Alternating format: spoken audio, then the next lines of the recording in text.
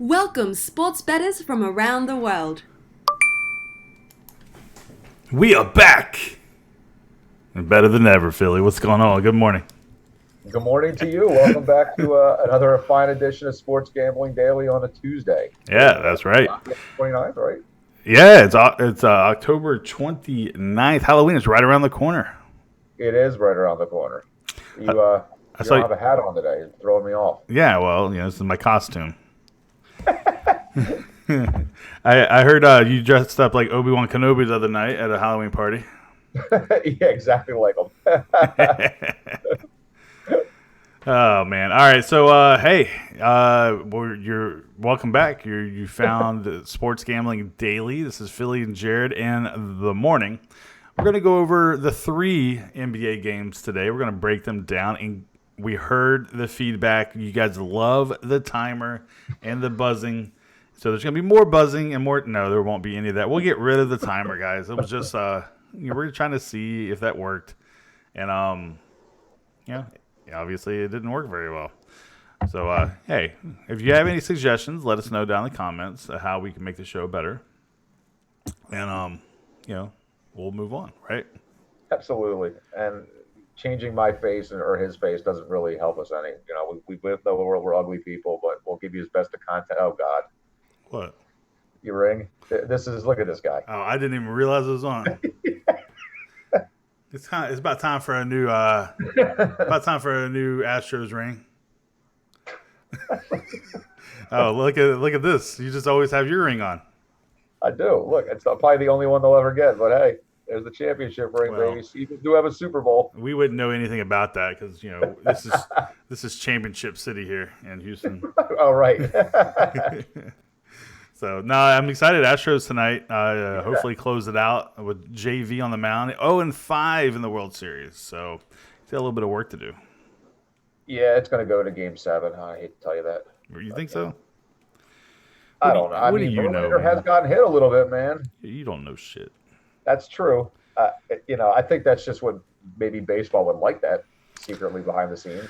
Hell, maybe Jim Crane, the owner of the Astros, might like it too. More money in his pocket.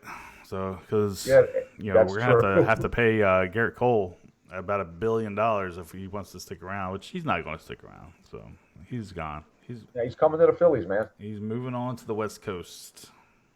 Phillies just hired Joe Girardi. He's gonna get him. Yeah, well, that's a waste of money over there for the Phillies. But he's going to go over the West Coast, and he's not going to go over to those shitty Seattle Mariners, which is probably the worst team I've ever seen in my entire life. But he's going to go over to the Padres and or the Angels is probably where he's going to go. You don't think he'll go to the shittiest Seattle Mariners team in the world? Man, they should actually take that team and move it to San Antonio, a real state in Texas. I was a Griffey fan growing up, but hey, Griffey's cool. But Griffey got out of there as fast as he could too. He went on over to Cincinnati. That's true. You don't even see him in a Mariners jersey when they show him, do they? Yeah, and then the only reason he went back is because they gave him money to come back. Just put his name on the. Anyway, we're getting way off track here. So bottom line is fade the Mariners every chance you get. All right. And everybody in Seattle. I don't know, guys. I don't know what's going on up there in Seattle, but anyway, let's move on to. We're gonna break down every game, guys. Hey, 20. We're on a 3-day free trial, guys. If you wanna join the group, we have a good time here. You got Philly, myself, we got Joe, and we got Big Mon, and we have all our insight. Hey, our Discord's like at 300 members at this point. It's great. Come be part of the team. It's a free trial. You can come in and check it out. The link's in the description for that. So definitely check that out. You get our premium plays, you get our Discord, and it's just overall good time. You're going to enjoy it while you're in there. All right, Philly. We got 3 games we're going to break down in NBA. You ready to do this? Yeah, I think so.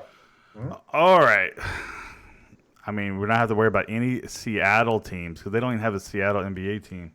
So let's Not move anymore. on to the Atlanta Hawks taking on the Miami Heat. The Heat are -7, or they opened up at -7. Now they're at -8. The Atlanta Hawks just had a hell of a game. They fought with against the Sixers. Yeah. And I mean, in all transparency, that was our premium play. Was the Sixers -4. We Yep. end up losing that. Hey, the Sixers should have covered that spread. They missed so many shots, and but it didn't work out. Credit to Atlanta Hawks, Philly.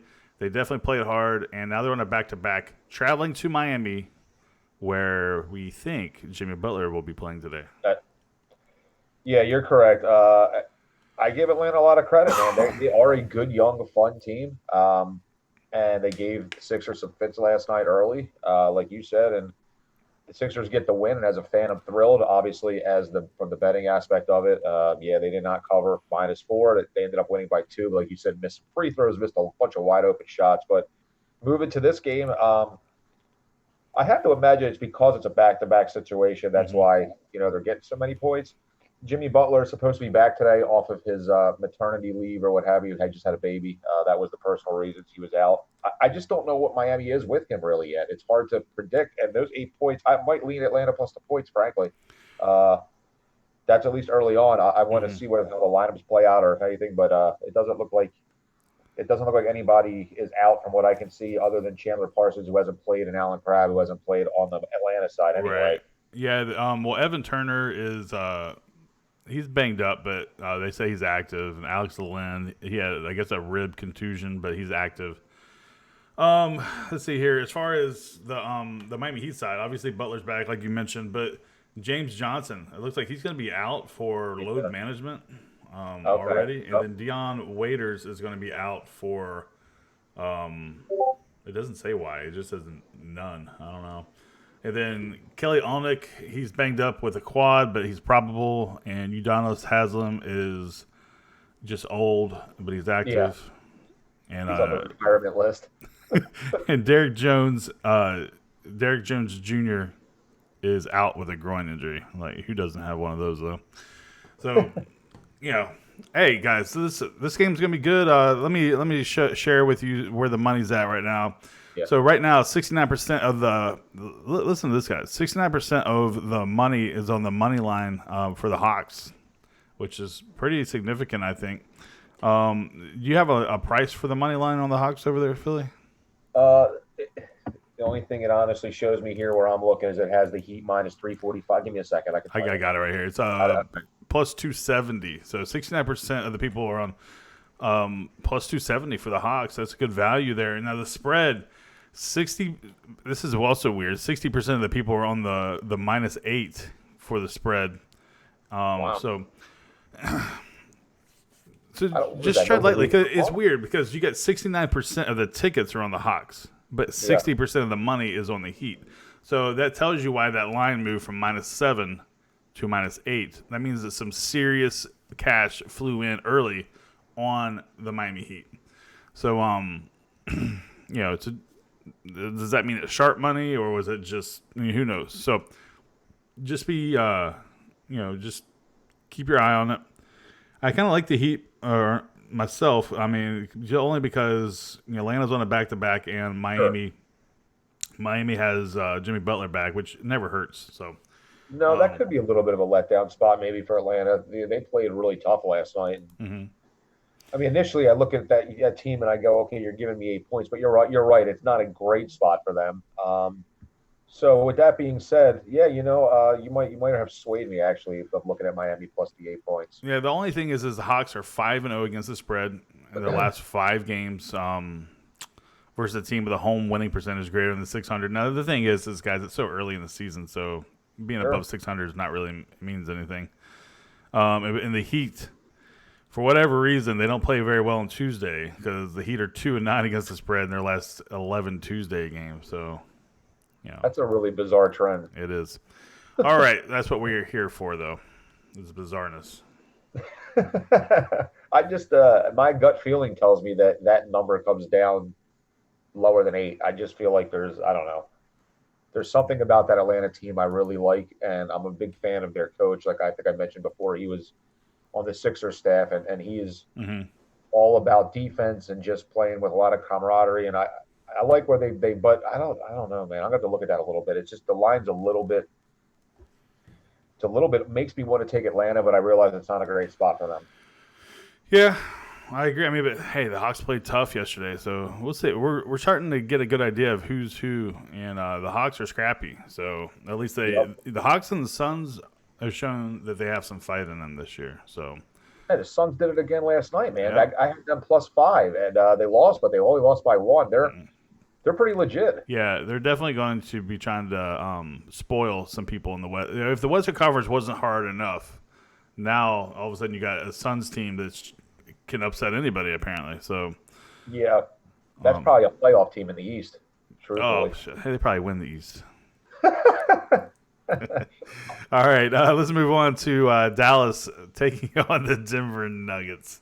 All right, guys. So this line opened up at -6 to the Nuggets. Nuggets are at home playing Dallas Mavericks, and the line's still the same. It hasn't moved. There hasn't been much action on this game.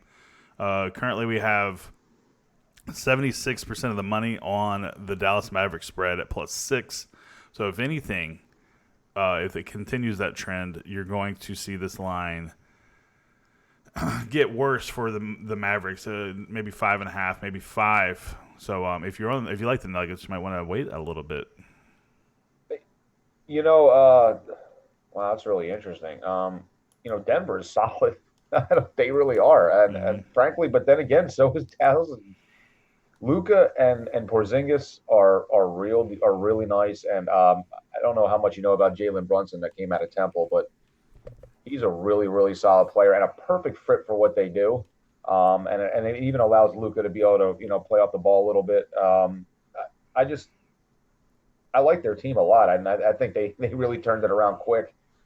But I would have to lean Denver. I think that team they have aspirations of maybe winning the West. I don't think they will, but they could. Oh, sure.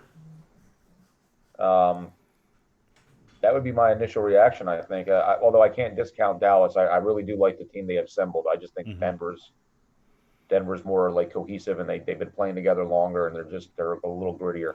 Yeah, I think Dallas is a couple seasons away from being really, not really good, but just they're kind of like the bottom tier of not the Western Conference, but of potential playoff teams.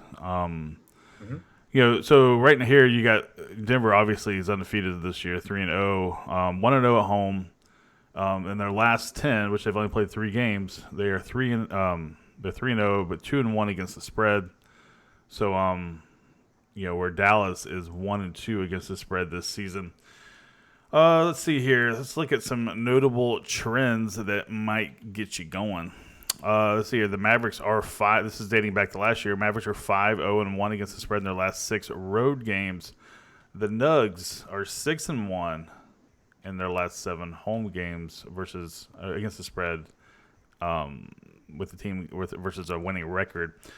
I mean, it's not really saying much yet. We're still so early in the season. And the last 7 meetings between these two squads, the Mavericks are 5-2 against the spread. So there's that. And also the under is 4-1 in its last 5 with these two teams when they've played in Denver. Overall, give me, in my opinion, give me the Nuggets to cover the spread at -6. If this line, if it is close, guys, if this goes to 5 Dallas, I guess I would still take the Nuggets. Yeah, give me the Nuggets. Yeah. So what do you think? Which side are you taking? I would lean Nuggets myself. With that being said, Dallas is one of those teams on my radar as a team to watch that can possibly make it interesting and ruin some spreads for other teams they're playing on. They remind me a little bit of Phoenix, just an up and coming good young team with some good talent that maybe isn't completely on everybody's radar yet. All right, and now this next game is very interesting to me. You got the Memphis Grizzlies taking on the Los Angeles Lakers. Lakers are at home, and let's see, the over/under is 219.5. It moved down from 220, so and in some spots it's getting down to 219. So people are pounding the under right now. And let's see here, the spread. Opened up at -12. Now in some spots 11.5. But majority it's 12 across the board. But I can see where you can get it's juiced to the +12 for the Grizzlies. So, hey, Lakers. We were talking about this earlier. Lakers are playing defense, Yeah, and that's it. Ja Morant may be out for this game. He rolled his ankle. It said game time decision, but probable. He rolled his ankle, but apparently it says Morant is listed as probable for Tuesday's game against the Lakers due to right ankle soreness. Morant evidently came away with the injury after Sunday's game, though he appears to be on track to take the court again Tuesday night in just his third game, where he scored 30 points and dished out 9 boards in over 32 minutes. Jesus Jeez. Christ, I didn't even realize that. Yeah, he's an early front runner for Rookie of the Year, maybe. But hey, the Lakers. I mean, do we see them covering 12? Because that's a hot and cold team. At least in my opinion, it can be. They didn't show up versus the Clippers, which is obviously a great team. Yep. But they've showed up in every other game. The Hornets, which is the Hornets, right? Yeah. But so what do we make here? Do we see the Lakers covering 12? Well, initially when I looked at it, I would have leaned Denver because I don't want to sound like a Laker hater. I don't, but if they play defense the way they played the last two nights, then I think that this is a game that they cover just because offensively they're just better. They're a better team, but it's like, what are you getting with them? But that's what Frank Vogel does. The coach's philosophy is he gets in their ass, and that's what he wants them to do is play D. And frankly, if they do, well, that's another reason why they brought Danny Green over. That's another reason why Avery Bradley's there. Those are two really good on-the-ball defenders, and they're there to play defense. They don't care about getting shots. They play within the flow of the offense. If the shots there are great, you'll see a game where Green will have 19, and you'll see a game where he doesn't score. Just all he's there is to shut the other team down. So, weirdly enough, I feel like this is in L.A., right, this game? Yeah. Okay, I think they've played every game in L.A. so far. Do they play road games? Yeah, I don't think they play any road games, man. Because they played the Clippers, but that was considered a road game, I guess. It was in LA. I don't know. I don't know that I'm kind of leaning if the defense shows up, I lean Lakers. If they don't play defense, then they're never going to cover this. Yeah, you're right. They haven't been on the road. They haven't even seen the bus yet. That's what I mean. Yeah. So hey, what a great start to the season for them. Yeah, I mean Lakers are 2-1 against the spread. The Grizz are 1-2 against the spread on the season, and I at first leaned Memphis as well, but and it was more of a fade of the Lakers in the sense of I just didn't think that they would put it on teams, but it seems like from the early going they're taking care of the teams. They're not playing down to the competition, so maybe they're not as good as the Clippers. But they are just so much better than the bottom tier teams like the Hornets and such. So, if I had to choose right now, because it's just a lean, I would probably take the Lakers here. I mean, obviously they're the better team, but I think the under is the better play here. The under is the 4-0 in their last 4 meetings. Also, a good trend here is the underdog, which obviously is the Grizzlies. 7-2 against the spread in their last 9 meetings. Now, this is obviously a different Lakers team in the past. Obviously, a different Grizzlies team in the past.